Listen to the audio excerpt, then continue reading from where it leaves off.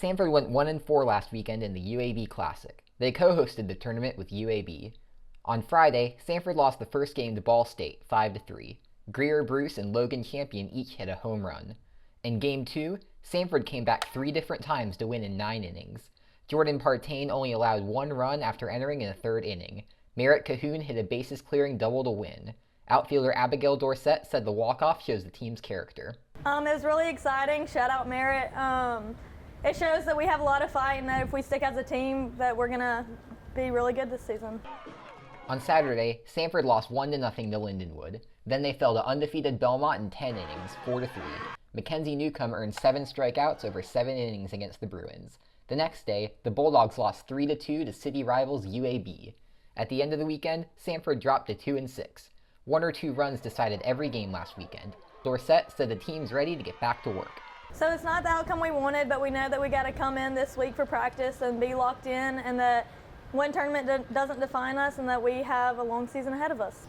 Samford hosts the Bulldog Classic this weekend against Southern Indiana, IUPUI, and North Alabama. With SoCon play starting on March 25th, there's still time to get back to winning ways. One of the iconic moments of homecoming is the raising of the banners. But as SNN's Andrew Simonson shows us, these works of art have special meaning for the artists as well. Homecoming is a celebration of many things: fall, friends, football, and all of the things that make Samford home. These are some of the themes that inspired this year's homecoming banners. Every year, Samford organizations create original artwork to celebrate homecoming. Those are painted on the banners and put on display for the school. Emily Morgan worked on AOPI and Lambda Chi's banner and enjoyed the design process. We kind of sketched everything out on like one afternoon, kind of just everything pencil, and then we took 2, maybe 3 nights and kind of just started painting. Took a couple hours. It was definitely a lot of work, but it was a lot of fun in the process doing it. Kind of just played some music, jammed out, so yeah, it was fun. Previously, the designs went on large boards in Ben Brown Plaza. This year, they were displayed in the cafeteria and at the tailgate. SGA Press Secretary Callie Morrison liked how everyone was working together. Everyone loves the boards a lot, and it's a pretty cool bonding experience just out on Ben Brown. But the banners were something different, and they were a little bit more like close quartered, so it was fun to just like be in the room with the same people and just like talking to them as they painted. Most of all, everyone was happy to be a small part of a great tradition. Yeah, I think it just showed that AOPI really supports Samford and football, and it showed that we could work really good together with Lambda Chi, and it was just fun to be represented up with all the other banners. For SNN, I'm Andrew Simonson. Zeta Tau Alpha won the banner contest this year.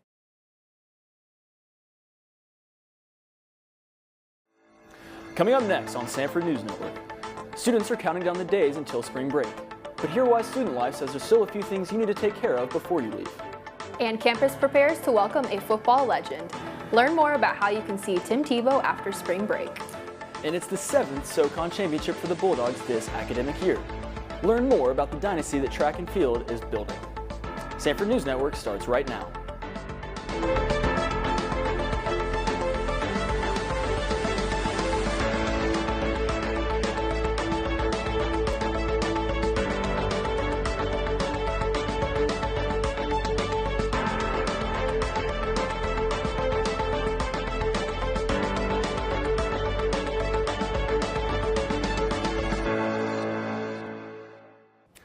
Hello and welcome to Samford News Network. I'm Chris Todd. And I'm Lindsay Cagle. Thanks for joining us. If you're like many students on campus, you're probably looking forward to spring break, which starts this Saturday. Nikolai Kolb joins us from the newsroom to tell us more about what you need to prepare. As students are dreaming of sunny beaches or maybe just a few days without classes, Samford officials want to remind you there's a few things you need to do before you leave for spring break. Samford University is just a couple days away from spring break, and students are looking forward to going to various places. I'll be going up to Gatlinburg for a couple days. I'm going to Cuba. Houston, Texas. While students pack for their spring break trips, those who live on campus still need to close up their rooms or know what to expect if they are staying on campus. There's an email that Res Life sends out that has all the information about what's open on campus and what's functioning. So like if someone's staying on campus, it's important to know what the dining options are, or it's important to know that like visitation doesn't happen. Classes in Friday, March 3rd and will resume on Monday, March 13th. From all of the SNN crew, We hope you have a happy and safe spring break. Back to the studio. President Beck Taylor and some Samford business students started their travel a little early. The group is participating in the 2023 Finance Leaders Conference in New York City. Dr. Rusty Yerkes is leading the student trip.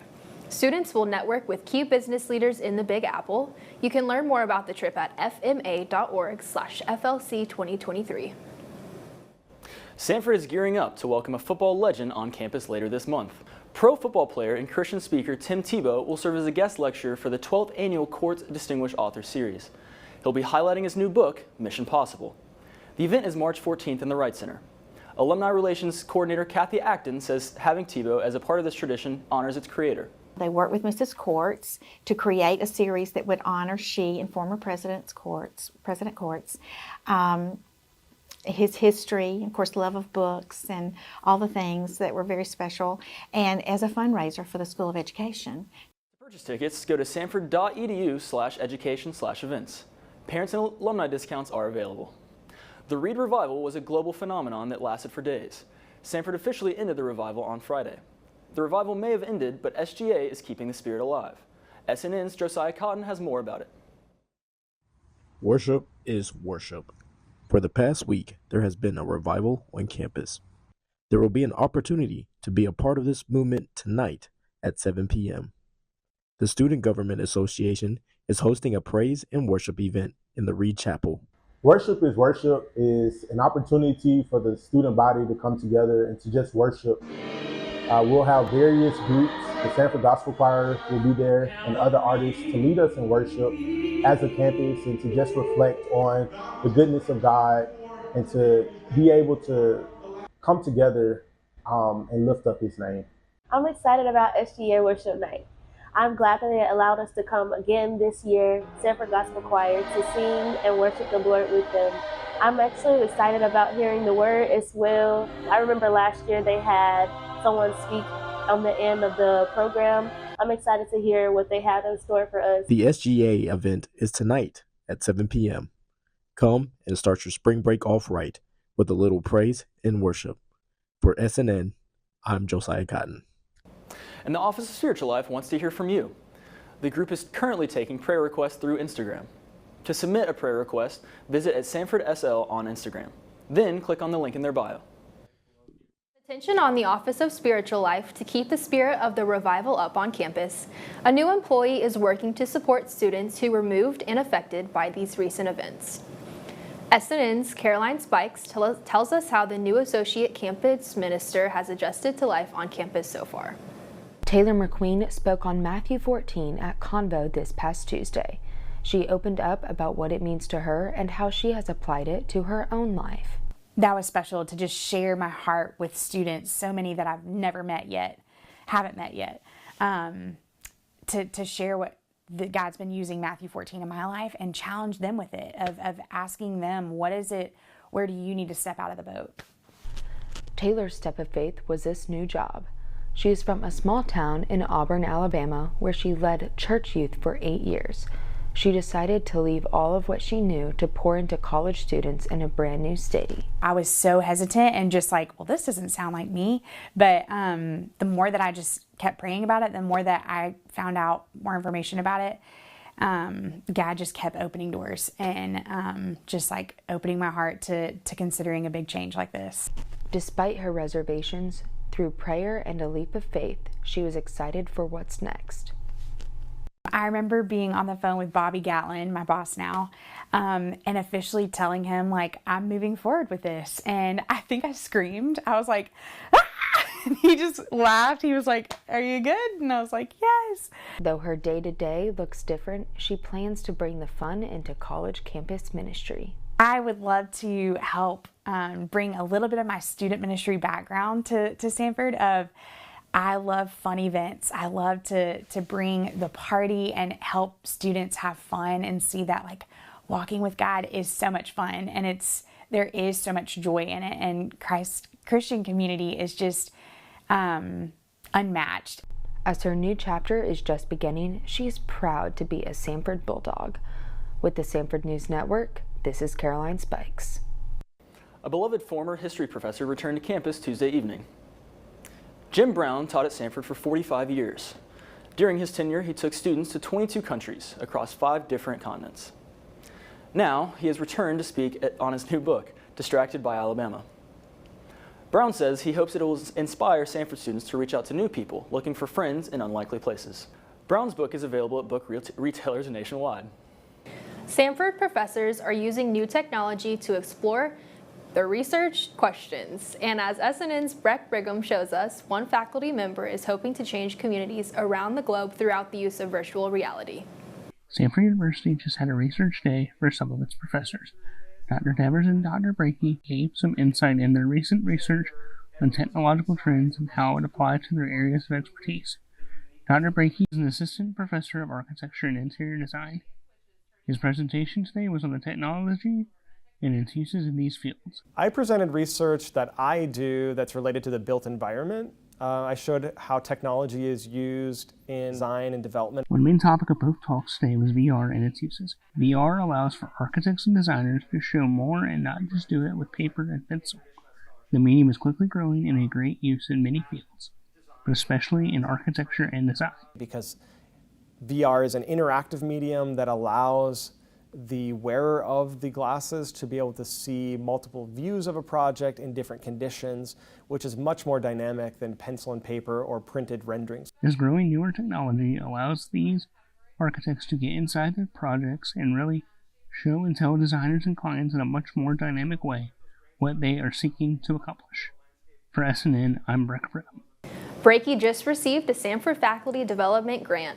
The grant will be used to purchase Oculus VR headsets, mixed reality HoloLens headsets, and more technology to help architecture students. Brakey says he hopes this will inspire his students to innovate their field. A sweet surprise for the junior class. SGA celebrated the class of 2024 with a cotton candy fair. SGA officials worked with West House Events to provide the treats. They said they wanted to celebrate spring with the juniors before elections later this month. Campaigning for the SGA positions will begin after spring break. Elections will be held March 20th. Stay up to date with all your latest Samford news with us online. Follow us on Instagram at SNN Samford. Or you can check us out online at thesamfordcrimson.com. Still to come on Samford News Network. Men and women's basketball get ready for the SoCon Championships. Learn more about the Bulldogs' upcoming tournament. And as track and field gets another SoCon title, hear how one senior is preparing for her last conference championship. Samford News Network will be right back.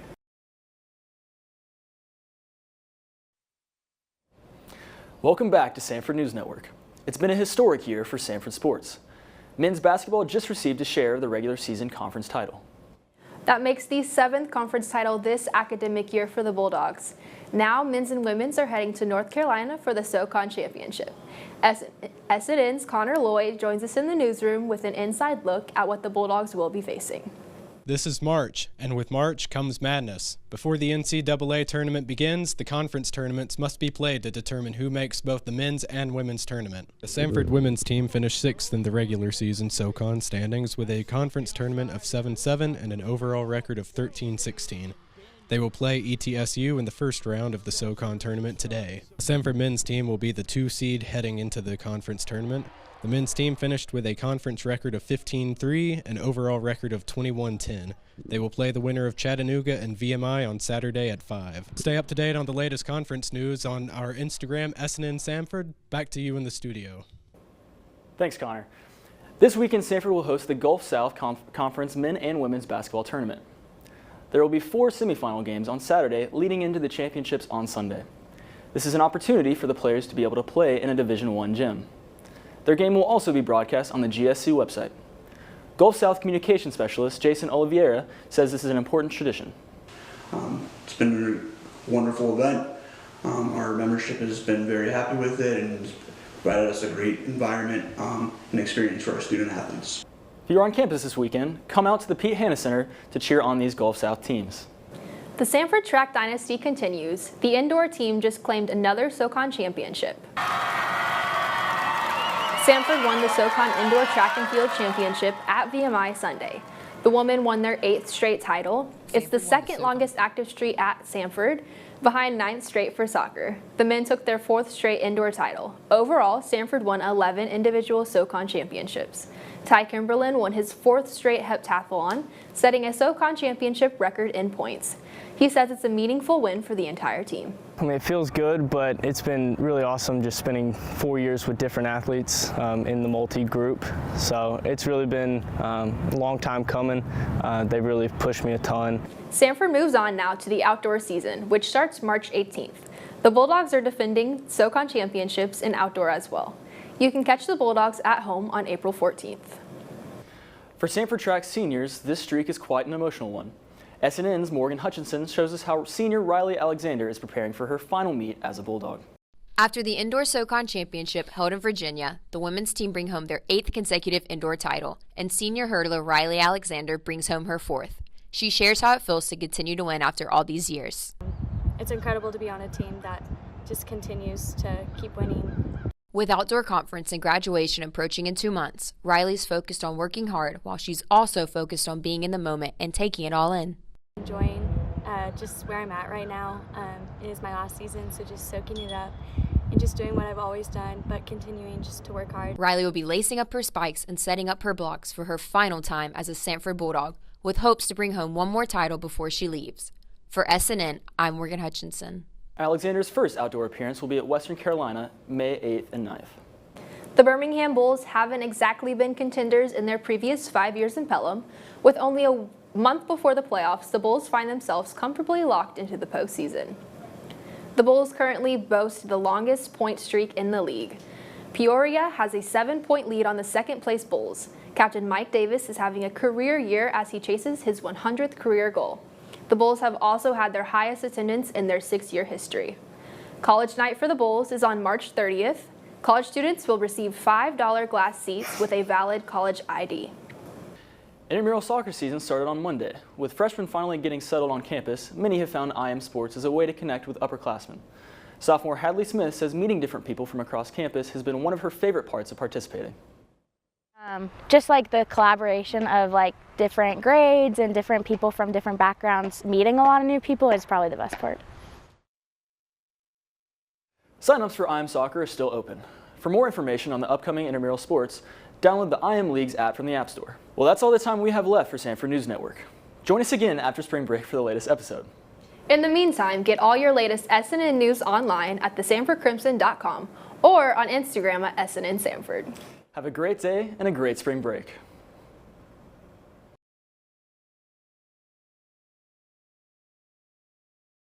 Asserted herself as the setter for the Terriers over the last few weeks. Keshok tight to the net, flips it over to tie us at 1. That's a great decision by double block. Barham's serve puts Sanford under duress. Doesn't matter. Even out of system, McQuarter puts it away. Coach serve receive. Another great serve, same strategy. Deaton flips it over, and a veteran swing there from Deaton. The roll shot gives her her first kill tonight. Her serve finds Richmond. Down the middle, blocked this time. And Wofford can't get it back across. It's the true freshman Greer Golden with Sanford's first play made by Hensley. McQuarter this time puts it down. Three great aggressive swings from thing Wofford needs in situations like that. It's not always about power or hitting the big show ball. It is about getting the ball back. Speaking of big show balls, Lauren Deaton down the line again. Kind of thing Wofford needs in situations like that. It's not always about power or hitting the big show ball. It is about getting the ball back. Speaking of big show balls, Lauren Deaton down the line again. Golden got a piece, and now Sanford can attack. And McQuarter puts it away. Swings. Wofford back in front by 4. Down the middle, Butler puts it down.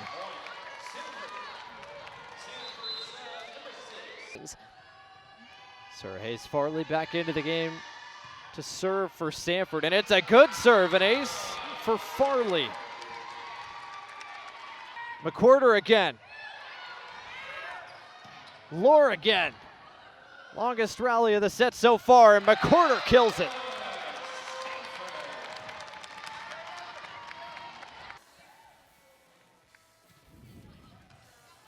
Sanford's offense looking for an answer after that block. There is an answer. Gracie Lynn Butler rang up another, her 5th of the night. Wofford. Terriers on top by 2. Butler off the block this time, puts it away. I think that's where Gracie Lynn Butler was at. Here in the second.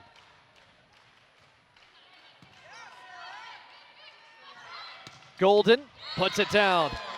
Big swing for the freshman. I'm getting talked about. Might as well pick up another kill, her 3rd of the night. And she was there with Butler on the block as well.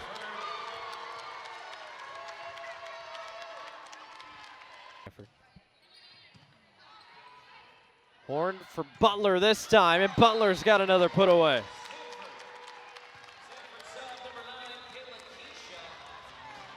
Gracie Lynn Butler. Bella Zeman has done a good job just challenging the block. Another dump successful for Keyshock there to give Sanford the advantage back. Performances of the season last night where she had 22 digs. Serving it well tonight in Birmingham. Butler's tip is good. Gracie Lynn Butler getting it done in a variety. Good body posture there. That was a great job blocking by Lauren Deaton. Sanford back in front by 3. Borum blocked this time. The true freshman Golden, another stop. Sanford on top by 3 as Kate Morgan serves. Overpass. Keyshock takes advantage. That was a great serve. Bella Zeman really getting it done for both teams, but the difference is Bella Zeman is not making as many mistakes. So Sanford's really just got to clean up those mistakes from the outsides. And right on cue, Kenya McWhorter. Bella Zeman needs a little more height to be successful there. As easy as they come for Greer Golden. And that Wofford timeout did not stop this Sanford run. 7 score for Wofford. Hensley for Zeman, and that was blocked. Keyshock and Golden combined on the stop again. Up by Smith. Good defensive work from Kate Morgan to keep that up. And McWhorter puts it away.